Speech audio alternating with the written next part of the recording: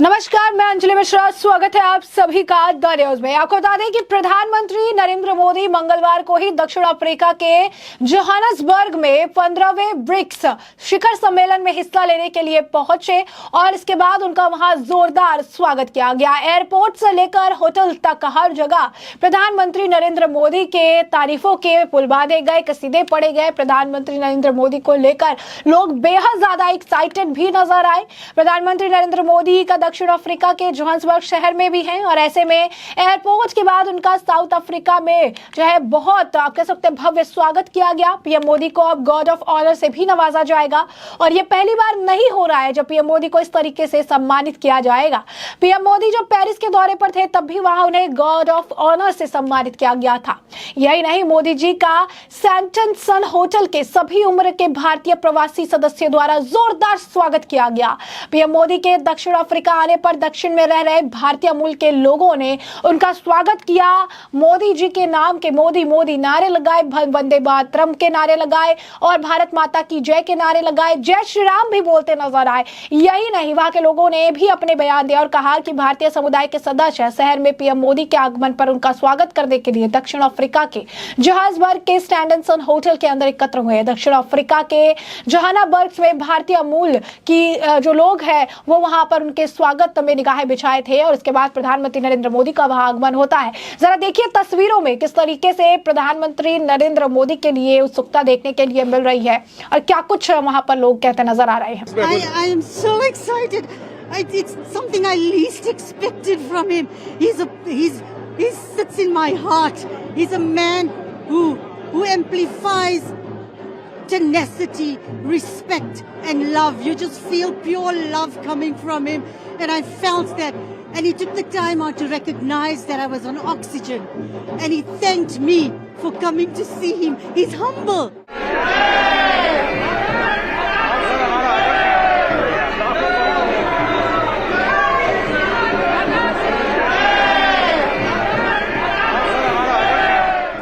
A very great moment of my life to meet PM Modi, who's made Indians abroad the most proudest since generations.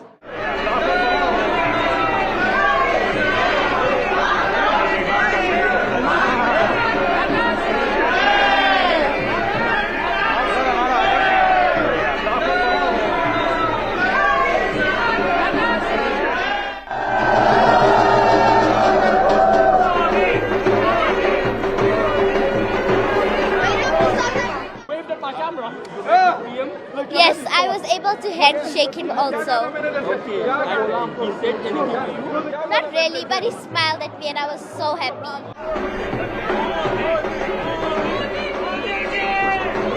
Yes, I did have an opportunity to meet Mr. Modi. I must say I'm super excited. We have seen the Prime Minister on television, but this is the first time we had an opportunity to shake hands with him and meet him face to face. We're really proud of our Prime Minister. You know, he's done so much for India and he's made India really shine in the eyes of the world. So we feel proud and privileged today.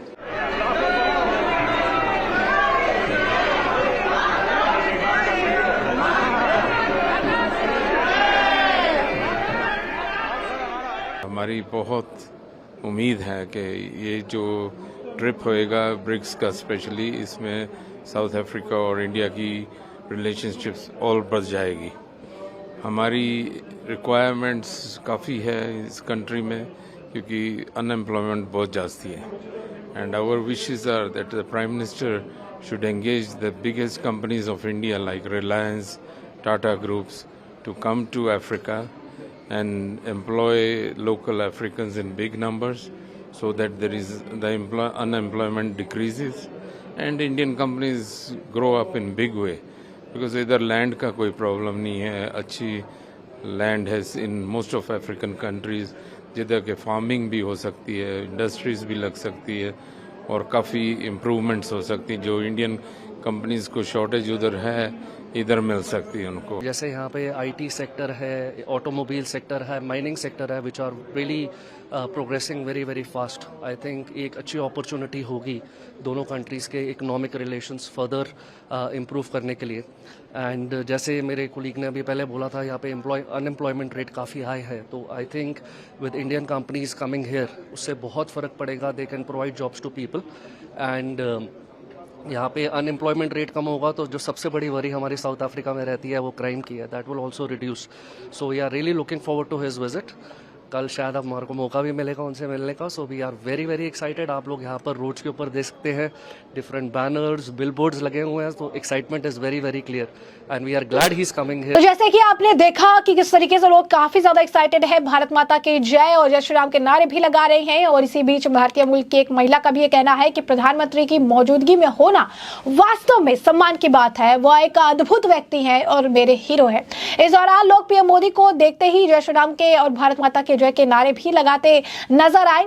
और आप तस्वीर में जो आपने देखे उसमें साफ तौर पर आपने देखा होगा। यही नहीं, आपको बता दें कि प्रधानमंत्री नरेंद्र मोदी का एक अलग तरीके से भी स्वागत किया गया, चूंकि आने वाले समय में राखी है और ऐसे में दक्षिण अफ्रीका के जोहान्सबर्ग में प्रवासी भारतीयों के महिला सदस्यों ने देश के प्रधानमंत्री नरेंद्र मोदी का स्वागत करते हुए उन्हें राखी तक बांधी। आर्य समाज दक्षिण अफ्रीका की अध्यक्ष आरती नानकचंद, सांसद और अजय सानंद और भारतीय समुदाय के एक सदस्य के साथ लेखक और सांस्कृतिक संरक्षक डॉक्टर सरिसा पदियाची ने प्रधानमंत्री को राखी बांधी है, जिसकी तस्वीर सामने आई है, जरा देखिए। We are here to assist the team that will welcome Prime Minister Narendra Modi today. The Rakhi tray that we have set contains two beautiful Rakhis, and these will be tied by sisters in South Africa. The first one is in the shape of Lord Ganesha. We all know in our Hindu philosophy that Ganeshji is symbolic of the Lord that removes obstacles. So we pray that all obstacles are removed for Prime Minister Narendra Modi in his work, because we know his work is not just only for India but for the rest of the world as well. The second Rakhi is a little unusual. It's in the shape of Kurma avatar. Now, we know in our Hindu philosophy, Kurma avatar was the one who churned the ocean.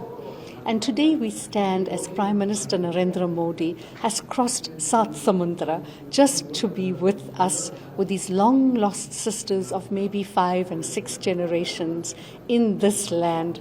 We had left India many, many years ago. So we would like to remind him that he is still our brother, and these are the Rakhis of protection for him. We are actually being tasked the opportunity of tying the Rakhi for the Prime Minister of India, Modi ji. We have the utmost respect for the Prime Minister because he has certainly contributed towards many changes that will benefit not only India but also South Africa. And in South Africa, we look forward to close ties with India, economically, socially, culturally, because we'd like to retain our cultural identity in South Africa, which is now a multicultural society. As PM is arriving in a few hours, how do you see this this event, BRICS Summit, which he will be attending in 3 days, will boost tie-ups between India and South Africa? I think it will boost the liaison between India and South Africa tremendously. In fact, it would reach its heights simply because if one looks at the caliber of the Prime Minister Modi ji, he's made tremendous contributions not only in India but the world over. Wherever he went around the world, he's contributed by his approach.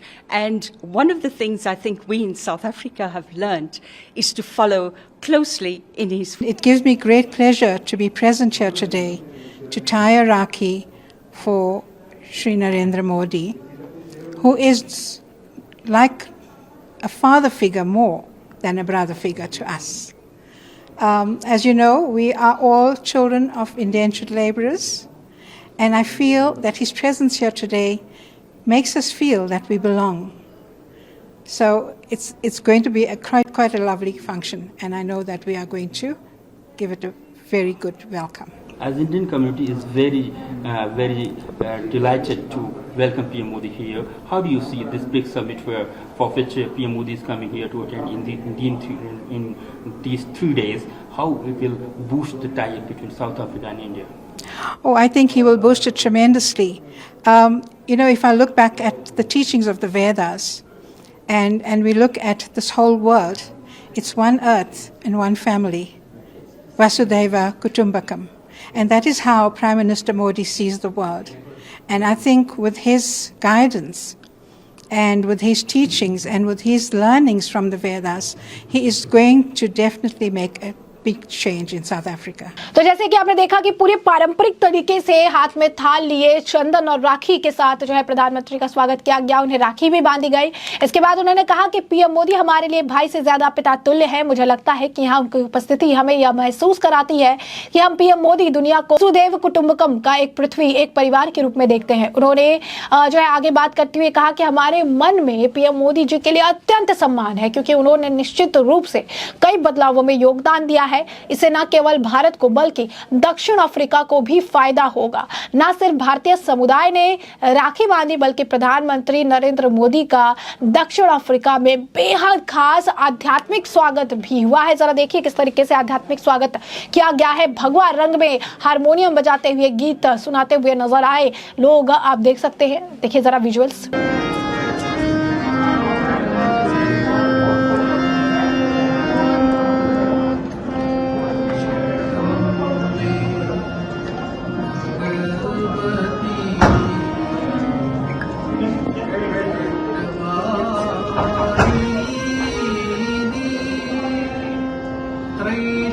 त्रैलोक्यपालिनी विश्वविनोदिनी Jagdambe Bhagwati वाणी भवानी कल्याणी वरदे धीर्वाणी ब्रह्माणी वीणाधरे त्रैलोक्यपालिनी विश्वविनोदिनी जगदम्बे भगवती वाणी भवानी कल्याणी वरदे धीर्वाणी ब्रह्माणी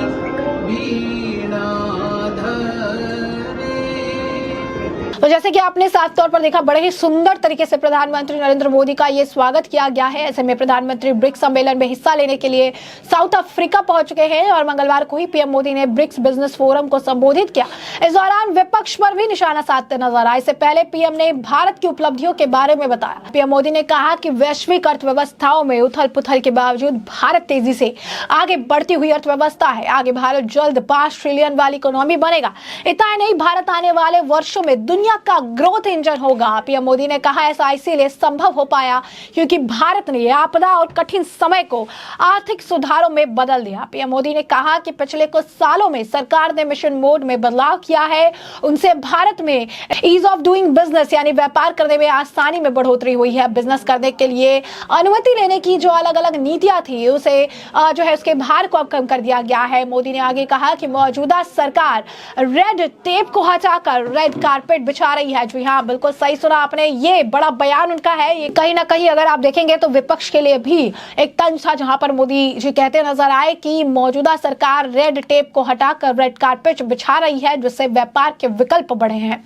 आगे मोदी जी ने BRICS business council को 10वीं वर्षगांठ की बधाई दी। PM Modi बोले कि पिछले 10 सालों में ब्रिक्स बिजनेस का काउंसिल ने आर्थिक सहयोग को बढ़ाने में महत्वपूर्ण रोल अदा किया है। बता दें कि जोहान्सबर्ग में स्वामीनारायण मंदिर भी बनाया जा रहा है। ब्रिक्स बिजनेस काउंसिल के सम्मेलन में हिस्सा लेने से पहले पीएम मोदी ने उस काम का भी जायजा लिया था और यह मंदिर साल 2017 से बन रहा है।